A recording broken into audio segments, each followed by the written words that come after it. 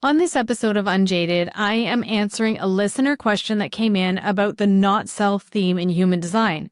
What is the not self theme in human design, and what does it mean for me?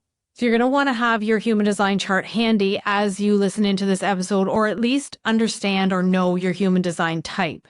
So if you don't have your human design chart, you can head on over to the website, just pause this episode and head on over to the website, vickydixon.com, and grab your chart. You can do that there for free and then come back and listen in because you do want to know your human design type for this episode.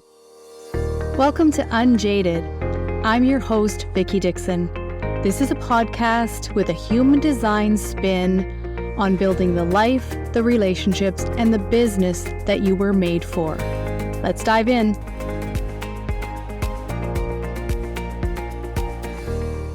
Okay, so what is the not self theme? So in human design, each of the types has a not self theme and a signature theme. So the not self is an emotion that comes up and it will play out for you over and over and over again in your life when you're off track. And it's not necessarily something to say, oh my gosh, I'm doing everything wrong. I think of it as, those old GPSs that used to say recalculating, recalculating, recalculating. That's what the not self theme is. It's just a signpost in your human design that tells you that something is off track and you need to course correct. And the way that you course correct is by leaning really hard into your strategy. And the way that you lean really hard into your strategy is different for each type. So we're going to be unpacking that on this episode.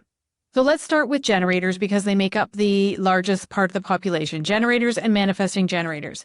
Your not self theme is frustration. Now, I'm a manifesting generator and I can tell you that frustration is absolutely the theme that comes up for me over and over and over and over again. And I mean, if you listen to a lot of people speak, they are probably generators. And the thing that they say is, oh my gosh, I'm so frustrated. Oh, that's so frustrating. If you're someone who says that all the time, then chances are you're a generator or a manifesting generator because you know what frustration feels like. That's the emotion that's going to come up over and over and over again when you're off track.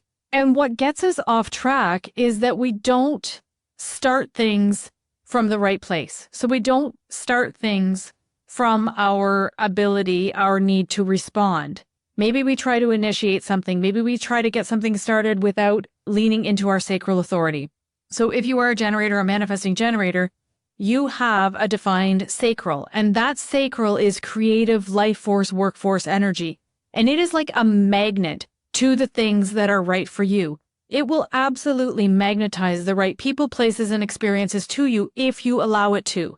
But the thing is, we override it by doing our own thing, by getting things started, by just making things happen.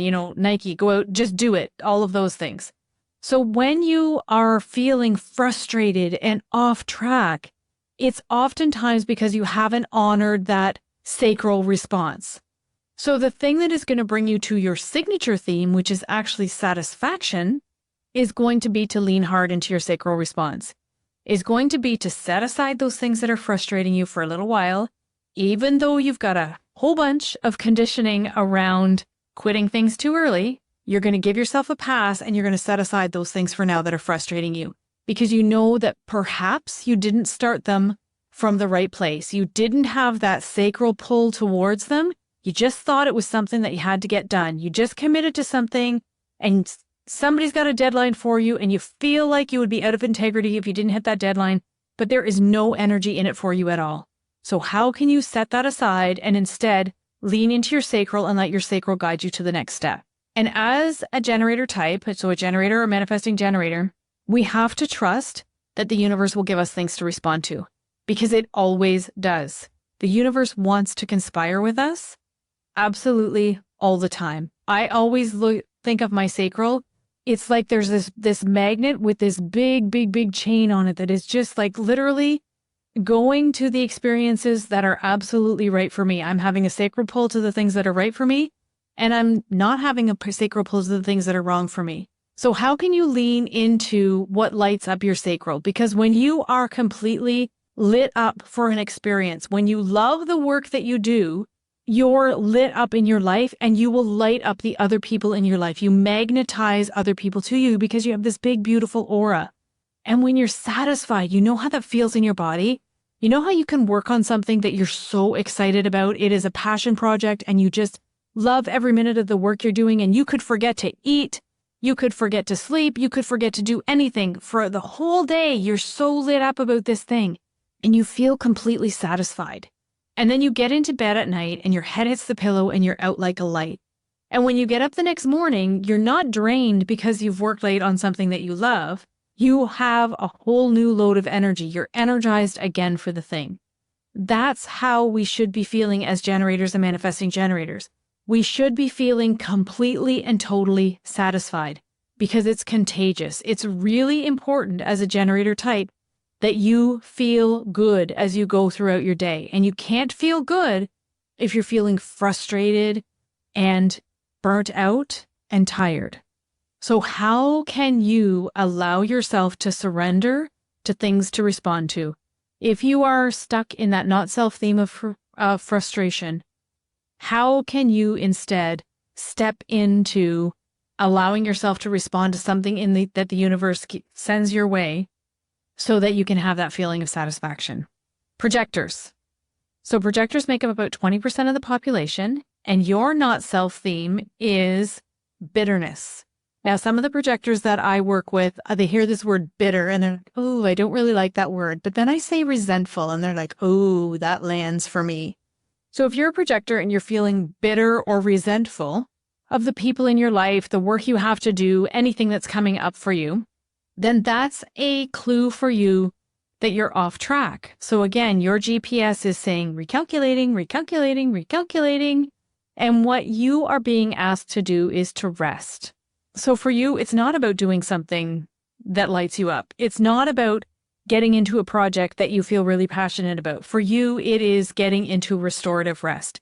If you're feeling bitter and resentful, then it's a sign that you are off track and that you need to rest. So what's going to happen for projectors when you are feeling bitter and resentful, when you don't have enough rest, is that you're going to say yes to the wrong things. You're going to say yes to all of the invitations, even the ones that aren't right for you, because you are so afraid that you're going to miss the right thing. It's like you don't trust yourself enough to accept the right invitations, so you accept all of them, which only serves to tire you out more and make you more bitter and more resentful. So your signature theme as a projector is success. So if you are feeling like a success in your life and in your business, if at the end of the day you get into bed and you're like, oh, yeah, I did it. I'm on track. I feel successful. I helped this person do that, and I created this in my work, and I did that in my role in this job, and it feels successful to you, then you're on the right track. If, however, you get into bed at night and you're all the bitterness and resentment is coming out, all of these feelings towards the work that you're doing or the people that you're doing the work with, then you're off track. And you need to get back on track by getting into restorative rest. Restorative rest is not sitting on the couch and worrying. It's not watching scary movies that have your adrenaline rushing and have you in fight or flight all night long. It's not listening to a friend who wants to just dump on you. Restorative rest is doing something that actually soothes your soul and that you come back stronger from. So maybe it's meditation, maybe it's just listening to some soft music, maybe it's silence, maybe it's sleep, maybe it's reading a really good fluff book that you don't even have to really be super present for. Something that is really soothing is going to be restorative for you. And lying down in a prone position by yourself is very important as a projector, because you don't want to be being conditioned by the sacral beings around you as you try to rest. So it's important that you spend some time in your own aura. Manifestors. Manifestors, for you, you make up about 10% of the population, 10 or 11% of the population.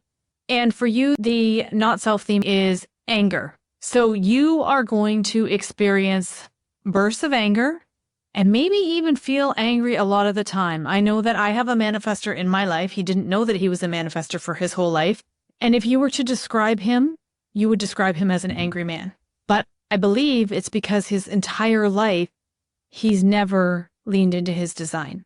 I mean, we didn't have this human design knowledge when I knew this man, but you can see that he is pushing through his whole life. He has pushed through energy that he doesn't have.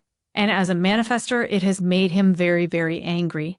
So we don't celebrate anger in our culture. So sometimes it's not safe for manifestors, especially manifestor women, which is who I normally work with, to express their anger. So I have a lot of manifestors who come into my world and they go, well, I'm not angry. I'd say maybe I'm frustrated or maybe I'm upset a little bit, but I'm not angry.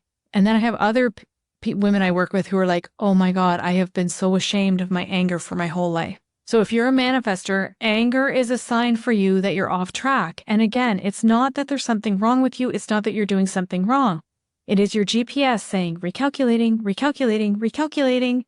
So as a manifestor, you're a really powerful being. You have energy that is coming to your throat center through a motor in your human design chart, which is human design speak, I know, but bear with me. And in human design, the name of the game is all about getting energy to the throat because that's the center for action. But you don't have a defined sacral. So you don't have sustainable life force and workforce energy. So just like the projector, you need cycles of rest built into your day, your week, your month, your year, however you want to play with it. And the trouble is, as a manifestor, because you're so powerful, you can just keep pushing and pushing and pushing and pushing and pushing. And then you become so angry at the people around you, angry about the work that you're doing, angry that you're not further along than you thought you would be. The other things that can anger you, being pestered to death with annoying little details of things that don't matter two hoots to you. Like it can feel sometimes like you're being pecked to death by a chicken, and that's going to drive you crazy and it's going to make you angry. It's going to piss you off. And another thing is someone trying to micromanage you. That will be something that makes you angry as well as a manifestor. So if any of those things are happening in your life, in your business, in your job, then anger is going to show up for you. Now, your signature theme as a manifestor is peace. There's a big difference between peace and anger. So you're going to know how that feels in your body. You're going to know when you're off track. You're going to know when you're angry versus when you feel completely at peace. So as a manifestor, if you have a feeling of peace around the work that you're doing, if you have a feeling of peace around the relationship in your life, around your impact that you're having in the world, because you are here to impact people as a manifestor. If you feel at peace with all of that, then you're on track. If, on the other hand, you're experiencing bouts of anger, and I'm talking bouts of anger on a regular basis, then you're going to want to step into self-care in order to feel more peaceful. So you probably do need rest. Because of your undefined sacral, you probably do need rest. The other thing that you might need to do as a manifestor is have some tough conversations with some people in your life. Because people need to know that when they interrupt you and they try to help you, or when they question you, or when they micromanage you, or when they annoy you with interruptions when you're in your creative flow, they need to know that that's when the anger comes up for you. And they need to know that you need time to be in your own aura to create what you're here to create. Because as a manifestor, you have a direct channel. It is divine inspiration that is just coming through you all the time so that you can get things started, so that you can initiate. And when that gets interrupted, it is a real piss off, pardon my language, but it is. And that's when we see the anger come up. And that's when you're going to get your recalculating, recalculating, recalculating as a manifestor, so that you can have those conversations that you need to have, so that you can rest if it's rest that you need to have, so that you can absolutely come back to your power and initiate things for the rest of us, feeling completely and totally at peace. Reflectors. So reflectors make up just 1% of the population. You are absolutely the unicorns. Actually, I've gotten the chance to get to know quite a few reflectors in the Bodygraph chart community, and it's been really fun. I've got a couple podcast episodes coming up with reflectors, so stay tuned for those. But as a reflector, your not self theme is disappointment. And I feel like, I don't know, because this isn't my lived experience, but I feel like for you, it can be kind of hard because you're relying on your community for feedback. So it's really important that you surround yourself with people who hold you up and know how special you are, with a supportive community who will reflect back on you what you need to see. But it can be very, very disappointing for you because you see the potential. You see the potential in your community. And when it's not being met, you can have this crushing disappointment. So that's just one of the reasons why you want to be sure that you are with the right community. And that can take some time to find. The signature theme as a reflector is surprise and delight. I love to think about you being surprised and delighted. Wouldn't it be amazing for your community to just surprise and delight you on a regular basis? And as a reflector, I was going to say it's not always about you, but it's really not ever about you. It's really that mirroring that you're doing for your community. So if you are feeling greatly disappointed a lot of the time, my best tip for you would be to get around some different people. If your community is continually disappointing you, then maybe that is not the community for you. Maybe you need to get around some different people so that you can feel that surprise and delight. Maybe you need to feel your way through some different communities and see, where do I actually fit in? And it can be hard because you're so changeable, right? You're so adaptable. So you're always able to, the transits are going to maybe make you feel different one day than you do the next. So finding your right place in your right community is going to be really, really important, and people who honor you for who you are so that you can feel surprised and delighted. So that's just a little highlight reel of what the not self means in human design and how to know when your not self is showing up, how to get back on track so that you can experience your signature theme.